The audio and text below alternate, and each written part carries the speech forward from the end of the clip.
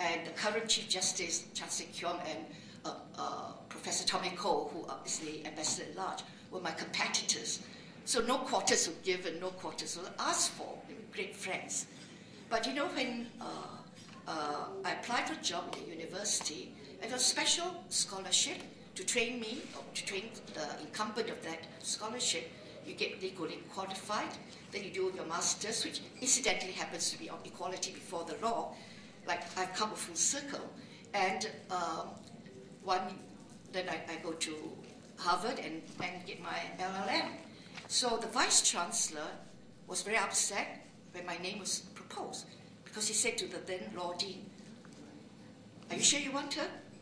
No, she's going to get married, and then she will not do the job." And I'm grateful that the Law Dean at that time, it's a long, long time, was willing to let me have a go at that.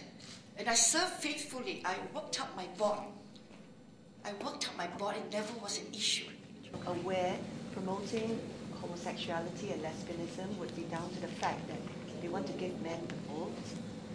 They supported spider lilies, and that there was a talk by this Finnish. Well, there must be more to it. Okay, I can add. Yeah, she can add. Now, late last year, Aware set up a new subcommittee called Singles in Singapore. And I'm reading from what Chew Yee-jin has written to the previous year's Exco. Okay, the introduction, Aware, as you understand, Aware is a research and advocacy association. So they want to advocate for more rights for singles. And I quote her, "It is no secret that Singapore leaders and public policies actively discriminate against the state of singlehood. There is a perceived demonization of the single person, and the problem of singles is usually discussed in terms of the single female. That under the categories of singles that they want to explore and find out what the challenges are, issues particular to single men." And in also our previous Exco meeting, because the coordinator of the singles was chaired by Chew Yee-jin. At the end of the previous year, a new Exco has been appointed, and all subcommittee technically ceased, and new coordinators will be appointed. And I have also expressed that I'm a single, and I have a varied single experience. I'm a single entrepreneur. I have taken care of my aged parents, and I know the difficulties and challenges that singles face. So I expressed that I also want to be the coordinator. So it was this huge fight. And in one of the Exco meetings, Yee-jin expressed that one of the key areas that they want to look into is to give equal benefits, is to come up with research and data to present to the government to give equal benefits to singles who want to adopt children. So sorry, again, I didn't say that. I didn't say that. Okay? You haven't even heard my presentation, which I prepared tonight. You have challenged me on something you know nothing about. it was discussed in the Exco, and it is, I believe, all the Exco members heard it. Okay, there is only the word men appears only at one time in this complete presentation, out of our good conscience that we should not ignore men. But the entire research is on women.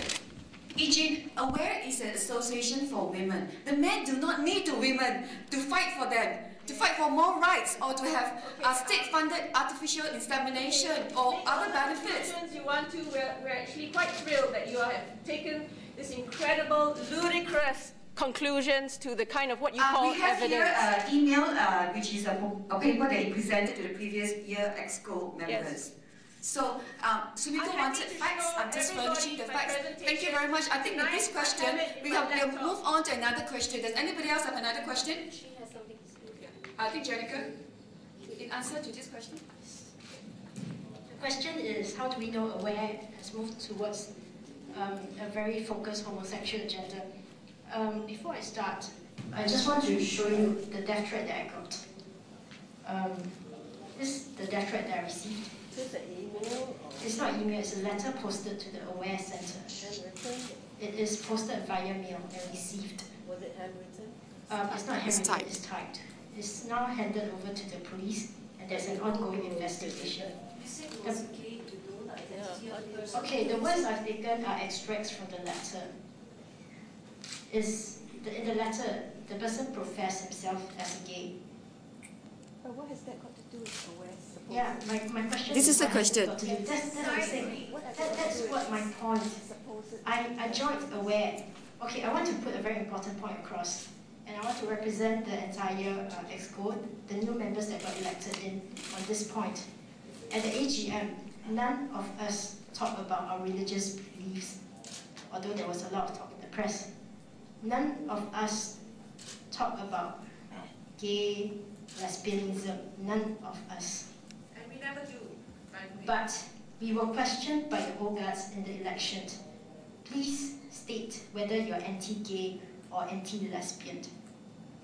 That was a question that was insisted by the OGAD to be answered by all the person who ran for election, and was only turned down because someone else from the floor protested that it's not constitutional, because aware is supposed to be all-encompassing.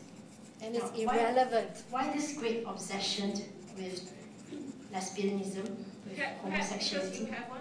I would like to bring on to a few points. Because of all these intense episodes, I went to do some further research of what AWARE has done over the past few years. Besides spider lilies, which was one thing, the other point was the comprehensive sexual education. This has been reached out to 30 schools, and in the schools, they taught them things like, okay, homosexual is neutral. Now, I'm not sure about you, but if I'm a parent, I'll be very concerned teaching such things to 12 to 18 years old. I'm not sure whether parents know what their children are learning. In addition to these points, we talk about Mother's Day. Now, what's your idea of Mother's Day? If AWARE is an all-encompassing organization, how do we celebrate Mother's Day? In 2006, AWARE celebrated Mother's Day by inviting lesbian-friendly mothers and lesbian daughters to talk about their experience. When AWARE wanted to conduct health education courses, they wanted to warn women about HIV. They invited Alex Au, the most famous homosexual activist from Yawning Bread, to talk about HIV. Now, in addition, last year, 2008, Constance Singham's board spoke of membership recruitment in the month of July 2008. And she also publicized in the AWARE newsletter that she's going to talk to SG Butterfly, which is a group of queer women, transvestite women. Now, I've got a lot of other data points, but this is what I found out. And this came out a lot because of the intense period which I went through. It's very difficult for me. I never thought that a letter which I wrote 2 years ago about just one event, 3778, could have such repercussions. Why this obsession about whoever who talked to the press? I did not talk to the press. I don't know who talked to the press. In the press, it was mentioned that one of the OGAs, Nancy Griffiths, said that in the AGM I was asked, do you accept homosexuality? And I said no. Now, this is false. We are now getting the audio transcription out, but in no way in the AGM did I say anything about homosexuality. No way. Why do you discredit me? And also, there was also a posting that says that I posted to Trevi.com, a homosexual-themed website. I didn't post to Trevi.com. So I'm very puzzled why the press has picked up this slant when all I did was join a women's association. Sorry. Okay, enough. Yeah.